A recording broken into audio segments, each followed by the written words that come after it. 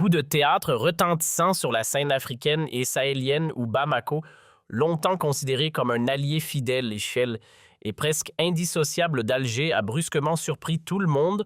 Coup de théâtre retentissant sur la scène africaine et sahélienne où Bamako, longtemps considéré comme un allié fidèle et presque indissociable d'Alger, a brusquement surpris tout le monde en opérant le 10 avril un virage inattendu vers Rabat. C'est le ministre malien des Affaires étrangères, Abdellah Diop, qui a entériné ce basculement en annonçant publiquement la fin du soutien à la République arabe sahraoui démocratique, une déclaration faite aux côtés de son homologue marocain Nasser Bourita en visite officielle à Bamako.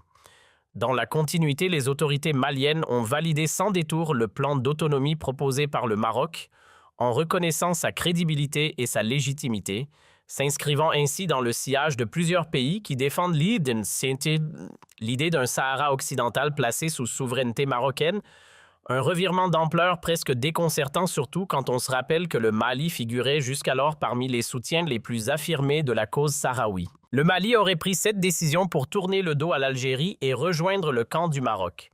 C'est le sujet brûlant auquel je vous invite aujourd'hui. C'est un débat autour de ce sujet brûlant auquel je vous invite aujourd'hui, en présence de deux invités de marque qui ont vraiment eu la gentillesse et l'amabilité de répondre à notre invitation. Donc, j'ai l'honneur et le grand plaisir d'accueillir aujourd'hui Madame Fatou Ditante, défenseur des droits humains sénégalaise activiste et l'une des figures de l'opposition sénégalaise qui dirige aujourd'hui une plateforme de la diaspora sénégalaise. Et j'ai également le plaisir d'accueillir aujourd'hui Adamane Touré, secrétaire général du panel des démocrates et l'une des figures emblématiques de l'opposition malienne. Merci beaucoup d'avoir accepté notre invitation. Madame Fatou Ditante, bienvenue. Comment va le Sénégal? Est-ce que vous allez bien? Et vraiment, encore une fois, merci d'avoir accepté notre invitation. Bon, merci beaucoup pour votre invitation. Voilà, c'est avec plaisir que nous y avons répondu. Eh bien, le Sénégal va mal. Voilà, le Sénégal va très très mal. Les gens ne vivent plus. Ceux qui sont arrivés au pouvoir sur lesquels beaucoup de Sénégalais avaient fondé des espoirs. Voilà, nous sommes dans une situation très très difficile.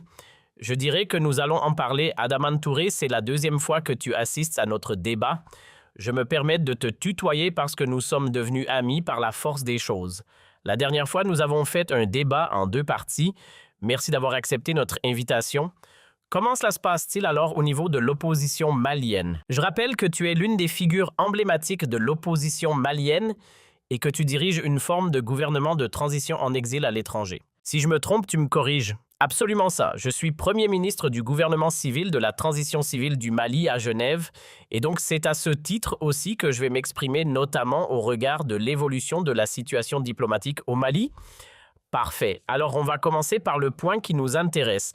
Enfin, le point qui nous intéresse, tous les points nous intéressent. Tout ce qui se passe en ce moment dans la région nous intéresse, mais force est de constater qu'il y a eu quand même une évolution spectaculaire puisqu'elle est majeure. Le Mali a décidé d'appuyer le plan d'autonomie marocain, le plan d'autonomie sous souveraineté marocaine du territoire du Sahara occidental. Il ne reconnaît plus la RASD. Alors, pourquoi est-ce un événement? Je m'explique. Le Mali reconnaît la République arabe sahraoui démocratique depuis 1980. La RASD est membre à part entière de l'Union africaine depuis 1982, ce qui a d'ailleurs incité le Maroc à quitter l'Union africaine en 1984. Il n'est revenu que plusieurs décennies plus tard, en 2017. Donc, pour l'Union africaine, c'est un pays qui existe réellement. Alors, paradoxalement, ces dernières années, de plus en plus de pays africains retirent leur reconnaissance à la RASD et décident de s'aligner sur la position marocaine qui considère que le Sahara occidental est une province du Maroc ne méritant pas plus qu'un statut d'autonomie. Alors, selon les chiffres que nous avons, peut-être les plus actualisés dont on va débattre parce que on ne sait plus vraiment qui est avec qui. Maintenant, c'est devenu une confusion générale en Afrique. Il y a 54 États en Afrique. On va dire qu'une vingtaine de pays ont déjà ouvert un consulat au Sahara occidental, notamment à Dakhla en tout cas, sur le territoire du Sahara occidental. Il y a encore une dizaine ou une vingtaine de pays africains qui reconnaissent la République arabe sahraoui démocratique. Il y a même des représentants du Polisario au niveau de leur territoire national. Il y a d'autres pays qui sont dans une forme de neutralité intrigante. Ils sont amis avec le Maroc, mais ils n'ont pas pris leur distance avec la RASD. Donc, on va essayer de comprendre tout ça. Cela devient, comme on dit chez nous en Algérie, une tchekchouka. Cela veut dire vraiment un plat d'une très grande complexité qui provoque des indigestions chez toutes les personnes qui essaient de comprendre ce dossier délicat du Sahara occidental. Alors, je vais commencer par Adaman parce que tu es malien, donc tu es une des figures de l'opposition malienne. Alors, qu'est-ce qui s'est passé, Adaman? Pourquoi le Mali a-t-il changé radicalement sa position? Pourquoi aujourd'hui, depuis le 10 avril 2026, a-t-il décidé de s'aligner sur le Maroc?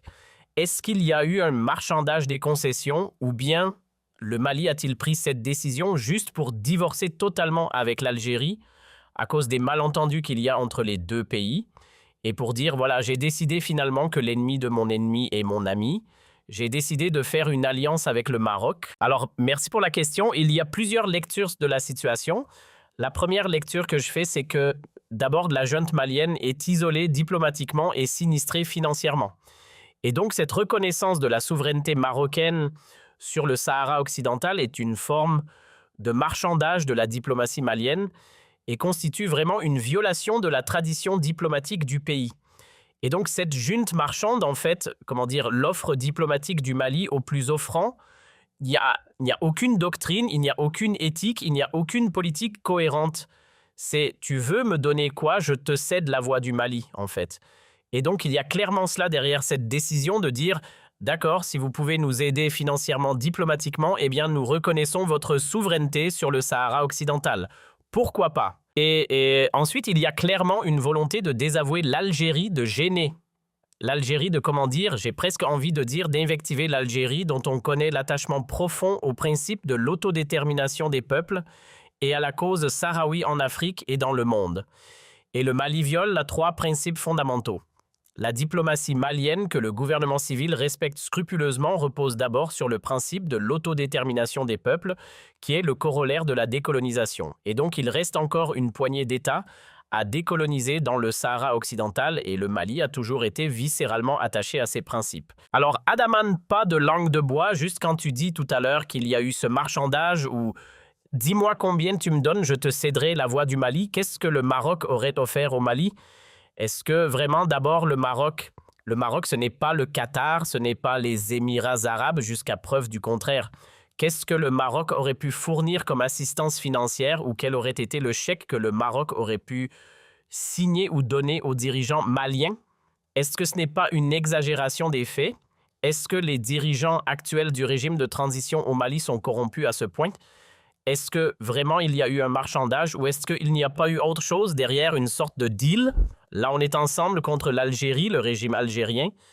Est-ce que ce n'est pas plus politique, géopolitique que financier? C'est les deux. Parce que si vous écoutez l'interview conjointe des deux chefs, disons le chef de la diplomatie marocaine et le chef présumé de la diplomatie de la junte, vous verrez que le Maroc annonce quelques concessions d'ordre économique et à l'égard du Mali ouvre la porte à une aide financière, à une aide économique, à des projets d'envergure.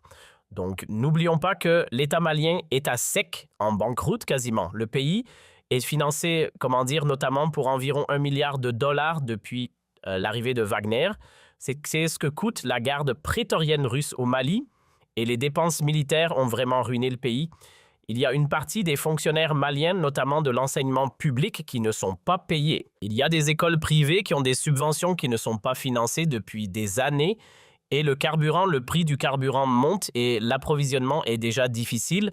Donc le pays est ruiné et franchement, c'est l'un des facteurs. Et ensuite, la belligérance, j'ai presque envie de dire, avec l'Algérie est l'une des motivations les plus importantes de ce deal-là qui vient de se produire. Donc je disais que cela viole 3 principes. L'autodétermination, le principe de la primauté de nos 7 voisins. La diplomatie malienne a toujours privilégié ses relations avec les 7 voisins. Et ensuite, le principe du droit du respect du droit international, puisqu'il y a une décision de la Cour de justice, de la Cour internationale de justice, qui reconnaît le Sahara occidental comme un territoire sur lequel la souveraineté marocaine ne s'exerce pas. Donc, jusqu'à preuve du contraire, ces 3 principes-là doivent présider à la diplomatie du Mali. Et c'est ce que la junte vient de violer, mais je reviendrai plus tard sur le cas de l'Algérie parce que c'est vraiment pour moi très important. Les conséquences sont catastrophiques à l'égard du conflit au nord du Mali. Très bien. Madame Fatou Ditante, vous qui êtes sénégalaise, peut-être avez-vous plus de recul que nous qui sommes au Maghreb et au Sahel concernant ce problème du Sahara occidental. Comment au Sénégal perçoit-on ce conflit qui dure depuis les années 70 et qui reste l'un des plus vieux conflits du monde? Le Sénégal a une tradition diplomatique d'être un pays considéré comme proche du Maroc, mais il a aussi la tradition d'être un pays profondément panafricain et attaché à l'unité du continent africain.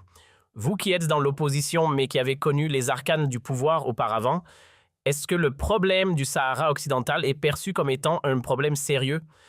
Est-ce qu'il y a vraiment une cause juste et noble qu'il faut défendre ou est-ce que l'on devrait peut-être mettre de côté ce conflit et réaliser enfin l'unité régionale du Maghreb, de l'Afrique du Nord et ensuite de l'Afrique sahélienne? Oui, moi je ne connais pas très bien ce conflit.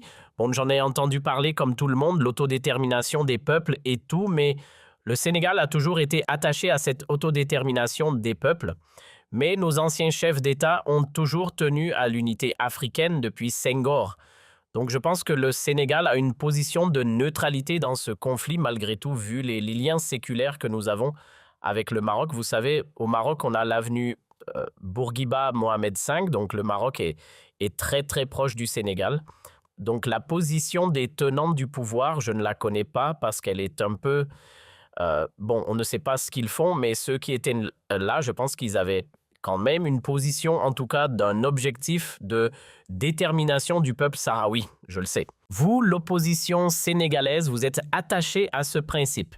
Vous, en tant qu'opposition sénégalaise, est-ce que vous donnez le droit au Front Polisario de défendre le principe d'autodétermination et de dire que le territoire du Sahara devrait disposer de lui-même et pourrait exister comme État souverain? Est-ce que vous, en opposition sénégalaise, vous êtes davantage d'accord avec cette vision? Ou êtes-vous pour un Maroc unifié en disant non? Le Sahara occidental, historiquement, c'est une province marocaine. Cela devrait rester dans le giron du Maroc et une autonomie aurait été suffisante. On n'a pas besoin de créer un autre État en Afrique. Vous savez, au Sénégal, on a aussi ce problème en Casamance. La Casamance, ce n'est pas tout à fait le même problème parce que la Casamance, le MFDC...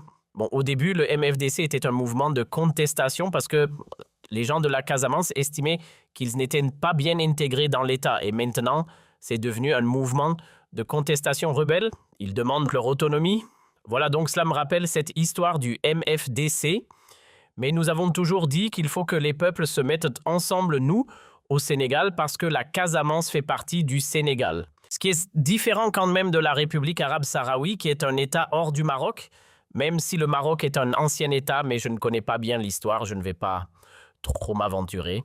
Mais ce que je sais, c'est que le Sénégal, connaissant le Sénégal, est pour l'autodétermination des peuples, je dis bien. Voilà, donc on aimerait quand même un Maghreb uni, bien sûr, parce que cette situation n'arrange personne. Voilà, cette situation n'arrange personne. Alors, est-ce que l'on peut parler brièvement de l'état actuel des relations entre le Sénégal et le Maroc, notamment à la lumière de ce qui s'est passé avec la Coupe d'Afrique des Nations? Est-ce qu'il n'y a pas une fracture? Parce que vraiment, on a toujours cru que c'était une lune de miel entre le Sénégal et le Maroc. Cela a toujours été une lune de miel historiquement diplomatique, mais là, on a l'impression que ce n'est plus le cas que depuis ce qui s'est passé au niveau de la Coupe d'Afrique des Nations. On a l'impression que les Sénégalais se sont sentis trahis, qu'ils ont l'impression d'avoir été lésés, qu'ils se considèrent comme victimes d'un complot. On voit les déclarations officielles des autorités sénégalaises actuellement très engagées, très virulentes. Est-ce que ce n'est pas la fin de la lune de miel? Est-ce que le football n'a pas gâché cette lune de miel entre Rabat et Dakar? Oui, je pense que ce qui s'est passé au moment de la Coupe du Monde, de la Coupe d'Afrique, pardon, a provoqué une cassure. Mais c'est au niveau du peuple parce que moi, je n'ai pas entendu nos dirigeants, ceux qui sont là en tout cas, en parler de manière officielle. Mais cette cassure, c'est au niveau du peuple qui déplore ce comportement du Maroc que nous ne comprenons pas parce qu'ils sont toujours là-bas emprisonnés. Oui, les supporters sénégalais, je pense, sont toujours là-bas. Alors nous ne comprenons pas parce que, vous savez, le président Macky Sall est au Maroc. Il réside au Maroc depuis qu'il a quitté le pouvoir. Il est à Marrakech. Alors je ne comprends pas, les gens ne comprennent pas. Mais en tout cas, la cassure, c'est au niveau des peuples. Les dirigeants, je ne sais pas parce que le Premier ministre a été au Maroc il n'y a pas longtemps.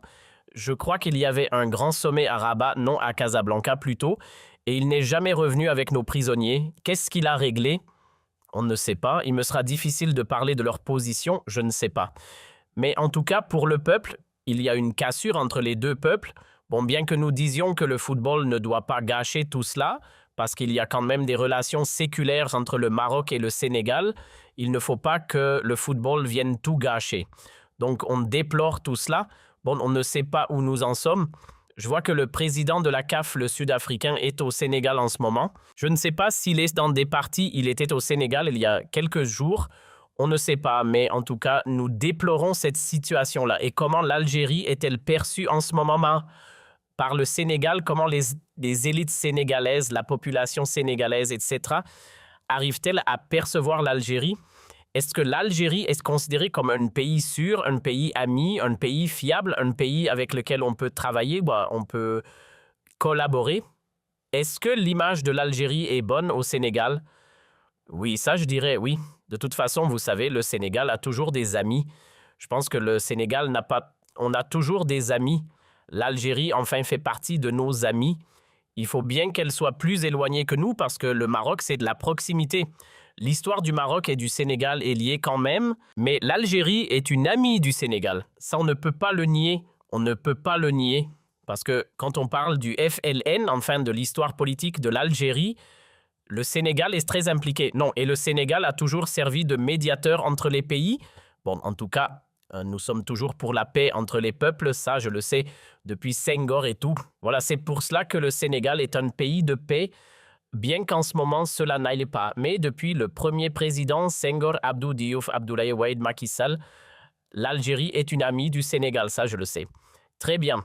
Alors on va revenir à la question du Mali du Sahara occidental. On verra après quel rôle pourrait jouer le Sénégal dans cette crise. Mais Adaman, franchement, qu'est-ce que tu vas penser de celles et de ceux qui vont dire est-ce que le régime Tebboune ne l'a pas cherché cette rupture, cette cassure avec l'Algérie, avec le Mali, à force de soutenir les opposants maliens, à force d'avoir une sorte de complaisance à l'égard de groupes armés séparatistes sur le sol malien, à force d'accueillir des personnalités sulfureuses, comme l'imam Mahmoud Dicko, à force de ne pas vouloir dialoguer ou trouver une solution avec les élites maliennes actuelles. Est-ce que ce n'est pas le régime Tebboune qui a poussé le Mali dans les bras du Maroc, honnêtement? Alors, bien au contraire, moi, concernant le système politique algérien, j'ai quelques réserves à titre personnel, puisque je trouve que ce n'est pas tout à fait une démocratie ouverte telle que je le souhaite, autant pour le Mali que pour l'Algérie d'ailleurs. Cependant, sur ce dossier, je salue vraiment la clairvoyance du gouvernement algérien parce que notre pays a besoin de se réformer. Notre État est un État cramponné à des modèles coloniaux ultra centralisés, conflictogènes, hégémoniques, accapareurs de toutes les ressources pour la métropole coloniale qu'est Bamako, si je peux m'exprimer ainsi. Et donc, c'est un État qui ne veut pas concéder aux communautés, aux territoires, leur pleine autonomie. Et le Mali lui-même est né fédéraliste, c'est-à-dire que l'empire du Mali était un empire fédératif. Donc, le Mali soit sera fédératif, soit il ne le sera pas. Et le Mali, c'est un creuset culturel. Ce sont vraiment plusieurs minorités culturelles qui se sont agrégées pour former ce pays. Et donc, l'Algérie a été clairvoyante de comprendre qu'il fallait aller vers une autonomie locale, non pas seulement du nord, mais de l'ensemble des territoires maliens. Et cela a abouti à un accord négocié à Alger sous la médiation algérienne en 2015. Et cet accord comporte quelques points que l'on pourrait améliorer, notamment certaines dispositions transitoires qui posent problème.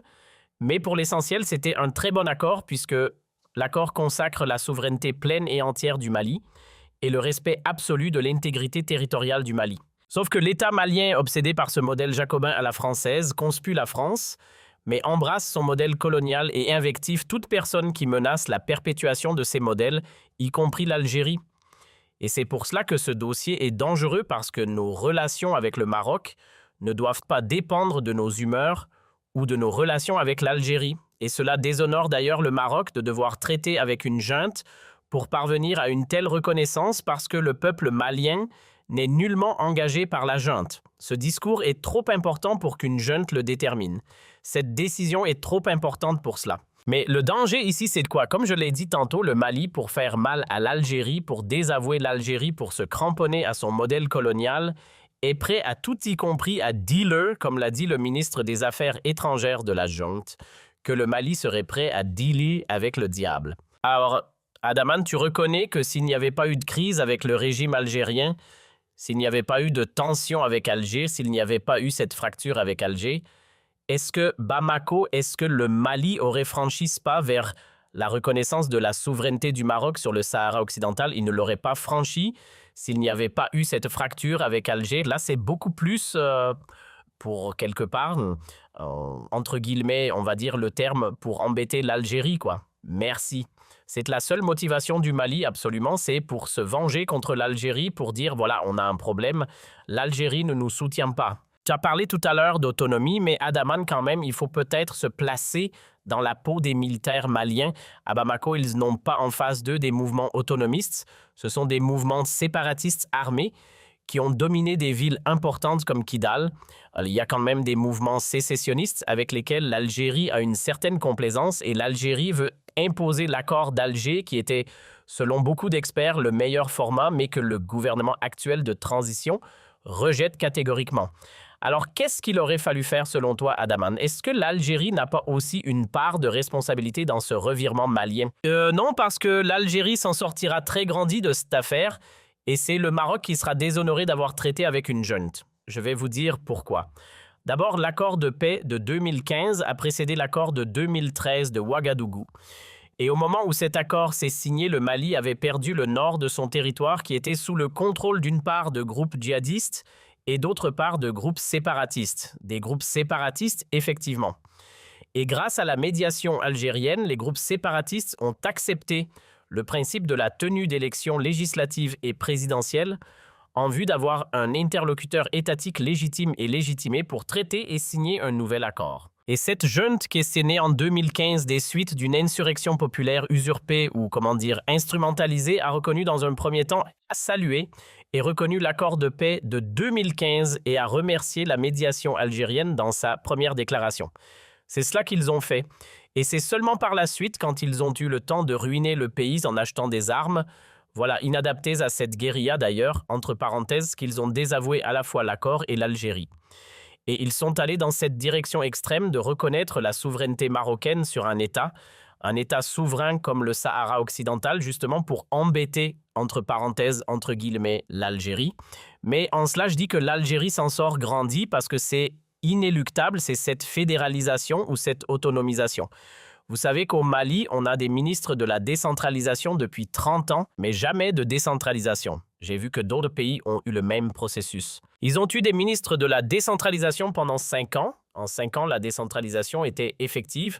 Et donc le Mali, en 30 ans, pas de décentralisation. D'ailleurs, aujourd'hui, on a même des gouverneurs militaires qui encadrent tout le pays. Donc il n'y a pas de symbole plus colonial que des gouverneurs militaires. Bon, et aujourd'hui, ce n'est que temporaire ce déshonneur que je dirais pour moi, pour le Mali et pour le Maroc. Tu veux dire, Adaman, tu veux me dire que le prochain gouvernement, il est possible que le prochain gouvernement qui va succéder à ce gouvernement de transition ou le prochain régime qui sera instauré à Bamako dans un avenir proche, ou quand il y aura des dynamiques politiques qui seront déclenchées au Mali, sa décision sera remise en cause? Oui, absolument. Elle ne sera pas actée définitivement. C'est une décision conjoncturelle. Oui, comme toutes les décisions structurantes de la junte, toutes ces décisions seront démantelées. Pourquoi d'abord? Parce que ce n'est pas légitime et nous avons une junte qui n'est pas légitimée à prendre une telle décision, comme je l'ai dit, et aussi parce que cela viole le principe de prioriser nos relations avec nos 7 voisins, dont l'Algérie, donc tout ce qui favorise nos relations d'abord avec nos 7 voisins, dont le Sénégal d'ailleurs, tout ce qui consolide ces relations, tout ce qui nuit à ces relations sera écarté. Adaman, tu veux-tu nous dire que pour le Mali, ses intérêts stratégiques, pour préserver ses intérêts stratégiques, devraient prioriser ses relations avec l'Algérie? Absolument. Il faudrait, si tu étais par exemple au pouvoir, tu aurais priorisé davantage les relations avec l'Algérie que les relations avec le Maroc. Selon toi, il est beaucoup plus utile, beaucoup plus important pour le Mali d'être proche et d'avoir de bonnes relations avec l'Algérie qu'avec le Maroc? Tu es en train de nous dire oui. Pourquoi d'abord? Parce que le Mali partage plus de 1000 km de frontières avec l'Algérie. Absolument. Et nous avons des peuples à cheval entre nos deux pays. Nous avons des peuples qui sont traversés par les frontières de nos deux pays. Je parle notamment de nos frères Touaregs, par exemple, et nous avons des relations vraiment historiques bien plus profondes que celles que nous avons développées avec le Maroc. et nous avons un lien économique beaucoup plus solide aussi, des échanges académiques et culturels beaucoup plus profonds, beaucoup plus massifs. Et donc, comme je l'ai dit tantôt, non seulement il est dans l'essence même du Mali de reconnaître le principe de l'autodétermination des peuples, mais c'est aussi contradictoire avec une junte qui se dit souverainiste, qui se dit anti-impérialiste et qui reconnaît en quelque sorte l'impérialisme marocain sur un territoire souverain qui est le Sahara occidental. Donc c'est vraiment contradictoire. Soit vous êtes anti-impérialiste, auquel cas vous ne soutenez pas l'impérialisme ou le colonialisme sous quelque forme que ce soit vous êtes impérialiste et colonisateur.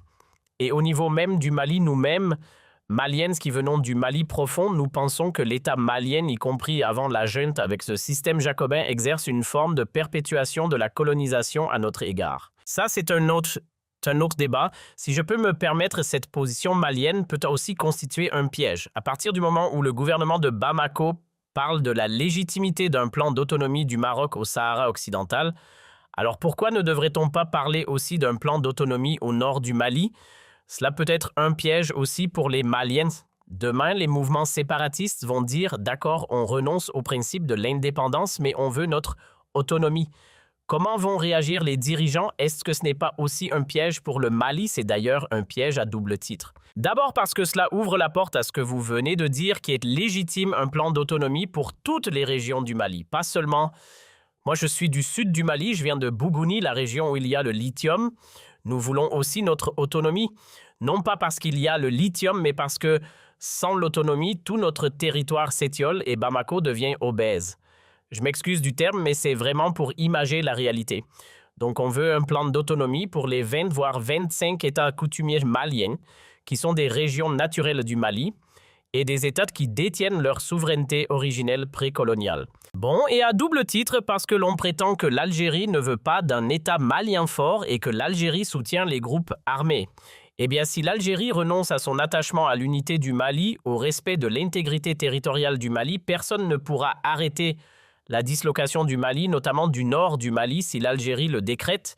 Ça aussi, c'est une réalité factuelle, tangible, qu'il faut constater. L'Algérie, c'est un mastodonte au nord du pays avec, je crois, 25 milliards de dollars de budget militaire. Le Mali, le budget national, c'est 4 milliards, tout le pays, pas l'armée. L'armée, c'est à peine moins d'1 milliard. Après, la comparaison n'est pas raison. Les moyens financiers de l'Algérie et ceux du Mali sont complètement différents. Ce ne sont pas les mêmes moyens, ce n'est pas le même ordre de grandeur. Mais moi, j'aimerais bien voir Adaman pour approfondir le débat encore une fois. Madame Fatou dit tante, vous n'êtes pas impliqué affectivement dans ce conflit, dans ce problème algéro-malien, etc. Est-ce que, selon vous, les dirigeants maliens ont fauté en allant se jeter dans les bras du Maroc ou en divorçant avec l'Algérie pour épouser le Maroc pour prendre cette image? Voilà clairement ce que Bamako a fait parce que les dirigeants actuels du Mali ont divorcé avec l'Algérie. Définitivement, le divorce est consommé et ils ont épousé le Maroc pour faire une nouvelle alliance, une nouvelle relation privilégiée avec le Maroc. Est-ce que cela a été une erreur de votre point de vue, vous qui connaissez l'Afrique, qui observez son évolution, vous qui vous intéressez globalement à l'actualité africaine? Oui, moi je trouve que c'est une erreur. C'est une erreur que le Mali divorce avec le Maroc. Voilà, ce sont peut-être des intérêts que je ne connais pas, mais c'est une erreur parce que nous parlons de l'unité africaine, donc ce n'est pas le moment. Voilà, nous avons besoin d'être ensemble. Bon, quel Mali le Mali pouvait faire en sorte d'être avec le Maroc?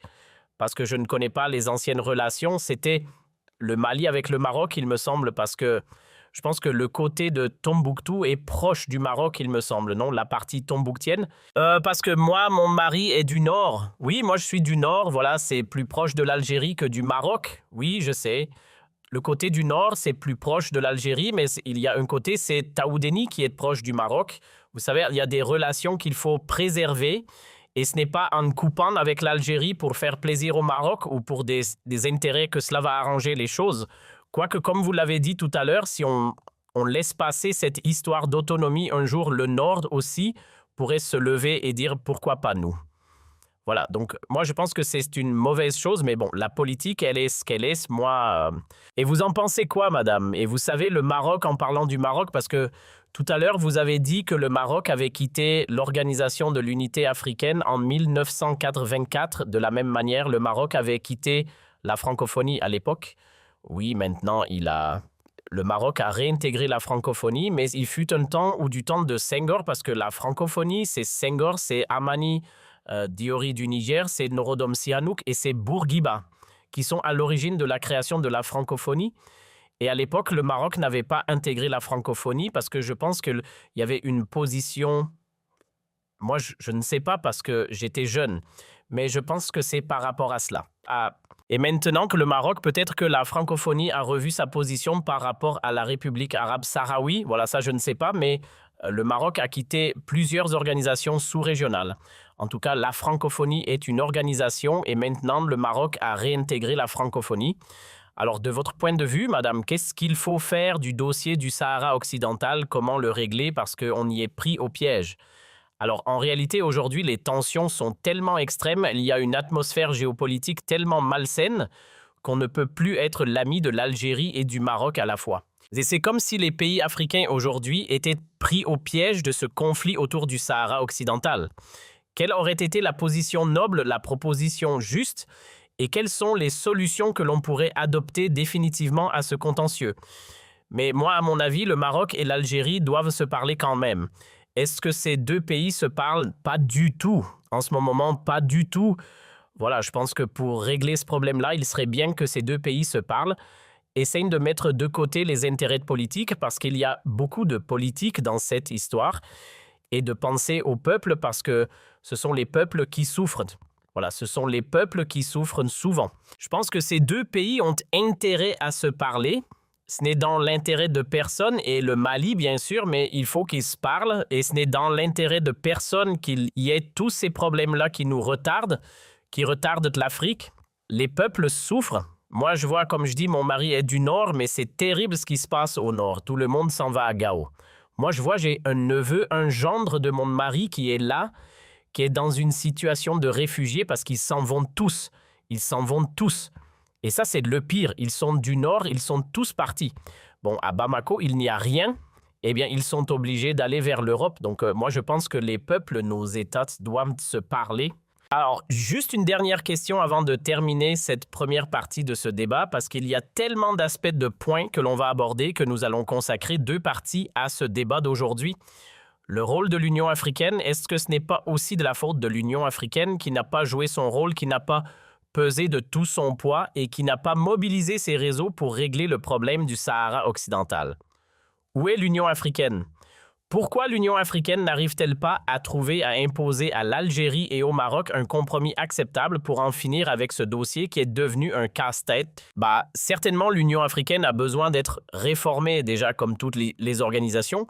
L'ONU aussi, d'ailleurs, a besoin d'être réformée pour que l'on trouve des moyens de taire toutes ces querelles entre les États. Il y a un besoin de réforme, mais malheureusement, l'Union africaine n'a pas les moyens, je ne pense pas. Mais je vois déjà pour terminer cette première partie, vous êtes d'accord tous les deux, vous êtes d'accord avec Fatou. Vous pensez que le Mali a commis une erreur en franchissant ce pas, en faisant de la reconnaissance de la souveraineté du Maroc sur le Sahara occidental. C'est une erreur là-dessus. Vous êtes d'accord tous les deux? Oui, je suis d'accord. Et j'ajoute même un troisième élément. Fatou son mari vient du nord du Mali, de Gao. Et Gao était la capitale de l'empire Songhai qui a été démantelé par le Maroc, le royaume marocain, ayant pris Gao-Tombouctou et ayant démantelé ainsi les derniers empires maliens. Et le Maroc avait aussi par le passé revendiqué sa souveraineté sur le nord du Mali, notamment Gao et Tombouctou. Donc c'est une boîte de Pandore qui s'ouvre aussi lorsque le Mali accepte que le Maroc revendique sa souveraineté sur un État indépendant, sur un État souverain, le Sahara occidental. Que demain, que l'on ne soit pas surpris si le Maroc revendique aussi sa souveraineté et sort des documents. Oui, j'avais conquis, j'avais attaqué, j'avais envahi ce pays, j'avais acquis le nord du Mali, Tombouctou, Gao, etc.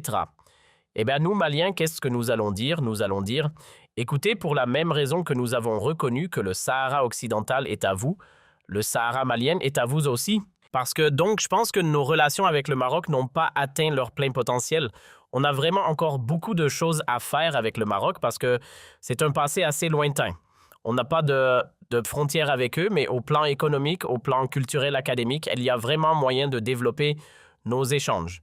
Mais nous ne devons pas renoncer à nos intérêts vitaux, à nos relations qui sont vitales, notamment celles avec l'Algérie, comme avec tous nos 7 voisins et à nos principes vraiment angulaires, le respect de la souveraineté internationale, le respect du droit international, de la décision de justice de la Cour internationale de justice de 1976, et enfin le respect de l'autodétermination des peuples. C'est vraiment une pierre angulaire de la diplomatie malienne que nous, en tout cas, allons au départ de la junte si nous accédons aux responsabilités respectées scrupuleusement. Merci. Merci Adaman. Je vous propose donc à toi et à madame de faire une petite pause pour clôturer cette première partie de ce débat très intéressant et respectueux. Merci beaucoup pour votre attachement à la droiture et à l'honnêteté intellectuelle.